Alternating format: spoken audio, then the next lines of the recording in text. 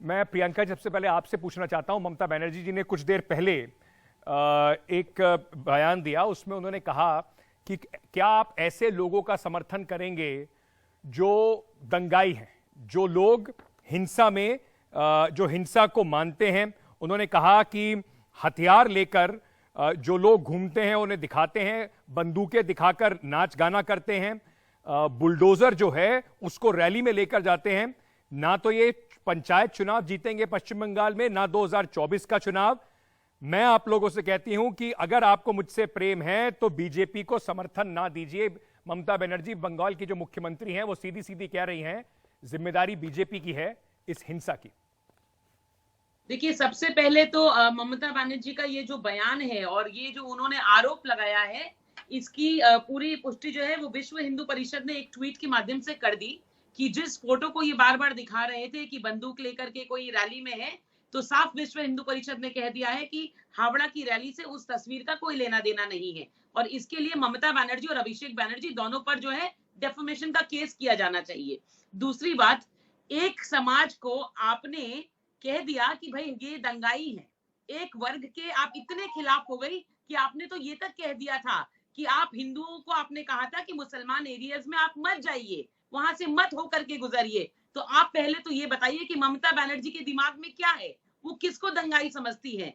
जब शांतिपूर्वक एक प्रोसेशन वहां से चल रहा है और उस पर हमला किया जाता है, और लगातार ये दूसरी बार, पिछले साल भी ऐसा हुआ था और इस बार भी ऐसा हुआ है, ये एक ट्रेंड बन गया है। लेकिन दंगाई ममता बनर्जी किसको कह रही हैं? ठीक है, पर प्रियंका जी जो आप भी कह रही हैं, चाहे ममता बनर्जी कह रही है कि थोड़ी जल्दबाजी नहीं, अभी तो इन्वेस्टिगेशन होना बचा है, क्लीन चिट तो किसी को भी नहीं दिया जा सकता कि किसने दंगा शुरू करा। है आपका आरोप है, उधर से उनका आरोप है। पर कीर्ति आजाद साहब, कल भी हमने बात करी थी, तब भी मैंने आपसे इसी सवाल शुरुआत करी थी और मैं फिर इससे पूछता हूं कि राजनीति अपनी जगह है सर, लेकिन अगर कहीं पर भी कोई कानून व्यवस्था की सिचुएशन है तो उसकी जिम्मेदारी जो है वो राज्य सरकार की है। अगर आपने परमिशन दी है और बाद में यह आरोप लगाना कि वो जगह से चले गए थे, सरकार की जिम्मेदारी बनती है सर सुरक्षा की। क्या वहां विफलता नहीं है पश्चिम बंगाल सरकार की?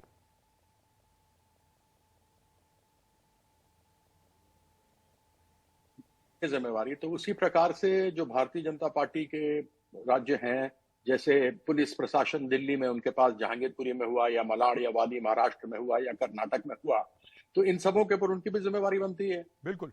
तो एक चीज यह समझना चाहिए कि कानून, आपने शुरू में कहा कि देश में कानून व्यवस्था और कानून व्यवस्था बिगड़ी है। लगभग 100 के लगभग दंगे पूरे देश भर में हुए हैं, लेकिन केवल बंगाल और बिहार पर उसको निर्देशित किया गया है। क्यों? क्योंकि 82 सीट मिलकर के लोकसभा की है। और यदि आप ट्रेंड उठा करके देखेंगे तो बंगाल के भी विधानसभा चुनाव के 6 महीने पहले ये दंगे हुए थे, ये दंगे दिल्ली के चुनाव से पहले भी हुए थे, ये दंगे कर्नाटक में 6 महीने से, मतलब ये जो हिंदू मुसलमान चल रही है वह 6 महीने से वहां पर चले जा रहा है। तो ये एक ट्रेंड है। दूसरी बात, जहां तक आपने कानून की बात की, बजाबते इनके पास परमिशन था, इसमें कोई दो राय नहीं कि परमिशन इनको दिया गया था।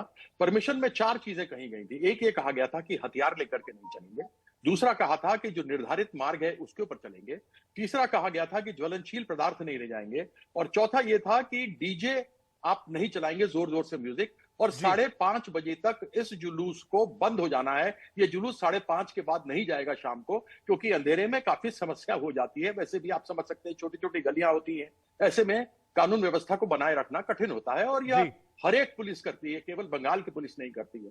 मैं केवल ये जानना चाहता हूं कि यह जुलूस जो शुरू किया गया, कल शोभा यात्रा शुरू की गई, वो 6 बजे शाम को क्यों की गई, जबकि 5:30 बजे उसको खत्म करना था? उनके अंदर झंडे, डंडे, बंदूक, तलवारें क्यों लहराई जा रही थी? उसका जो निर्धारित मार्ग था उसको क्यों बदला गया? ठीक है। उस पे डीजे जो लगे हुए थे उस पे जोर जोर से क्यों गाना बजाया जा रहा था? और ज्वलनशील पदार्थ लेकर गए थे। और वीडियो में दिखा रहा है कि वहां पे टायरों में आग लगा दी गई है, और जिस तरफ से यह आपके जुलूस में जो इनकी गाड़ियां जा रही हैं, उसी तरफ से लोग, ठीक है, प्रियंका जी से इस पे जवाब ले लेते हैं। ये तो वीडियो है। प्रियंका जी से इस पे जवाब। प्रियंका जी, आप कह रही हैं, आप ममता बनर्जी और टीएमसी पर आरोप लगाती हैं तुष्टीकरण का। आप पर जाहिर सी बात है आरोप लग रहा है कि आप ध्रुवीकरण करके राजनीतिक फायदा उठाने की कोशिश कर रही हैं। 2024 का चुनाव सर पर है। देखिए, ये जो बातें इन्होंने कही, ये चारों की चारों बातें झूठ है, गलत है, क्योंकि कोई भी रूट चेंज नहीं किया गया।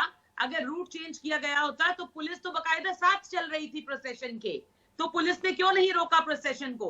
ये बिल्कुल झूठी बात है और ये सिर्फ बात को छुपाने के लिए ये अभी इस तरह की बातें कर रहे हैं।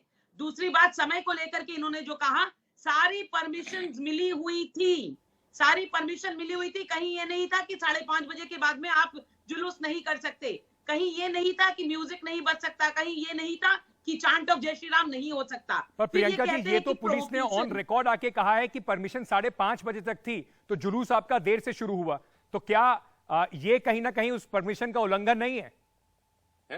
जुलूस जो है वो सुबह से चालू था और परमिशन के हिसाब से ही चालू था, कोई भी परमिशन का उल्लंघन नहीं किया गया।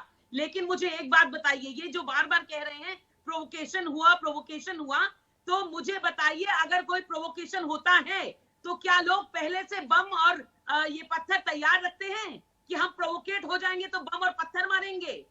ये कहाँ का रूल ऑफ लॉ है? मुझे पहले तो आप ये समझाइए। कीर्ति जी जवाब दीजिए, क्योंकि सर समझी साजिश थी। जैसे आपने इन पे आरोप लगाया, वो कह रहे हैं कि नहीं, वहां तो दूसरी सोची समझी साजिश। किसकी साजिश थी सोची समझी कि भाई परमिशन भी दे दें और उसके बाद इस तरह से हमला भी कर दें? ये एक बड़ा सवाल है सर। इन्वेस्टिगेशन जो है उसके ऊपर सबकी नजर रहेंगी इस पे।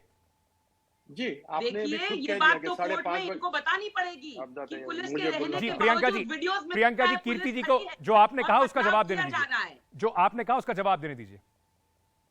मैं तो, आपने खुद ही ये बात कही कि पुलिस ने कहा है कि 5:30 बजे के बाद जुलूस चला है, और 5:30 बजे के बाद जब जुलूस चलता है अंधेरे के अंदर, तो क्या परिस्थिति बनती है आप जानते ही हैं। उसका फायदा उठाते हैं ये दंगाई, और ये दंगाई जिस प्रकार से बैठ करके जुलूस निकाल रहे थे, तलवारें फैला रहे थे, हिला रहे थे, क्या वो उचित था? क्या नियम के अंतर्गत किया गया था? मुझे एक बात बताइए, पितृपक्ष होते हैं श्राद्ध के दिन, उन श्राद्ध के दिनों में हम अपने पितरों को, अपने पूर्वजों को याद करते हैं और शांति से रहते हैं। यदि उस समय में मुसलमान अपने कोई गाड़ी निकालें, उसमें डीजे में जोर जोर से गाना बजाएं, तरवाले रहलाएं और कुछ से कुछ बोले रहें, रूट बदल दें, कुछ से कुछ कर दें, तो क्या मेरी भावनाएं आहत नहीं होंगी? अगर मैं ये पूछना चाहूं, इसका जवाब तो होना चाहिए ना जरूर। सर, क्या ये नहीं हो सकता? लेकिन सर, भावना आहत होने का जो एक लॉजिकल आंसर है या जवाब है, वो हिंसा तो नहीं हो सकती। और अगर सरकार को ऐसा अंदेशा था कि इस तरीके की घटना हो सकती है, तो शायद सरकार को और चौकन्ना रहने की आवश्यकता थी। बिल्कुल। अब जब वहां पर पुलिस व्यवस्था पूरी कर दी गई और आप बोले कि मेरे पास जुलूस में 500 लोग आएंगे और वहां 5000 आदमी आ जाएं, व्यवस्था 500 या 1000 आदमी की गई हो और 5000 आदमी एकदम से आकर के वहां तलवारें लहराना शुरू कर दें, डंडे फरसे बंदूकें निकाल लें, ये सब कुछ कर लें, और पुलिस उतनी ना हो जितनी उन्होंने कही थी कि इतनी हमारे पास जनता, आपको बताना पड़ता है पहले कि हमारे जुलूस में 500 आदमी होंगे, 1000 आदमी होंगे, उसके बाद आप समय से विलंब से शुरू करते हैं। ठीक है, यानी कि उस समय शुरू करते हैं जिस समय सबसे ज्यादा समस्या हो सकती है। उस समय आपको मालूम है आजकल रमजान भी चल रहे हैं, हमारी रामनवमी खत्म हो चुकी है, दशमी कल खत्म हो चुकी है, और उस समय शोभा यात्रा चल रही थी। हमारे यहाँ सत्यनारायण कथा दशमी के दिन होती है, उस समय शालिग्राम से पूछते हैं मिले भगवान के नहीं मिले, ये सारी चीजें चलती हैं। ऐसे में जो मैं मिथिला का रहने वाला हूँ, सीता माँ का जन्म स्थान भगवान राम का ससुराल है, मुझसे ज्यादा भगवान राम को और कौन प्रेम करता होगा? इनका प्रेम नकली है, क्योंकि भगवान राम ने कभी नहीं कहा कि तलवारें निकालो, भगवान राम ने ये नहीं कहा कि डीजे पे तुम गद्दे सिनेमा के गाने लगाओ और चलो, ये भगवान राम ने आज तक नहीं कहा है। प्रियंका जी, में रहते हैं, ये जो रामनवमी का प्रोसेशन है, हम बंगाल की बात जरूर कर रहे हैं, लेकिन ऐसे और भी राज्य हैं जिसमें बीजेपी शासित राज्य भी हैं जहां पर इस तरीके की हिंसक घटनाएं हुई। तो क्या ये एक शो ऑफ स्ट्रेंथ बन गया है, एक ऐसा मौका जब इसके भगवान के नाम पर इस तरीके से जाकर किसी को टॉन्ट करना या किसी को नीचा दिखाने की कोशिश की जाती है? मैं समझ नहीं पाती कि कोई अगर अपने भगवान का नाम लेता है तो सामने वाला नीचा कैसे हो जाता है, उसकी कौन सी भावनाएं जो है वो उनको हर्ट कर देते हैं। देखिए, आज इतनी ये जो तुष्टीकरण की राजनीति जो लोग करते हैं, आज इतनी बातें कह रहे हैं कि तलवार नहीं होनी चाहिए थी, उस रास्ते से नहीं गुजरना चाहिए, मुसलमान गलियों से नहीं जाना चाहिए। मैं एक ही बात बार बार कहती हूँ, क्या मुहर्रम में आप ये सारी चीजें लागू करते हैं? क्या आप रास्ते ठीक करके बता देते हैं कि आप हिंदू एरिया से मत जाइएगा, उनकी भावनाएं हर्ट हो जाएंगी? क्या आप उनको कहते हैं कि चाकू और छुरियां मत निकालिए मुहर्रम में? नहीं, यहाँ सीधी तुष्टीकरण किया जा रहा है। वरना मैं कहती हूँ कि उसी जगह पर, उसी इलाके में दूसरे साल भी कंसेक्यूटिवली ये हमला हुआ।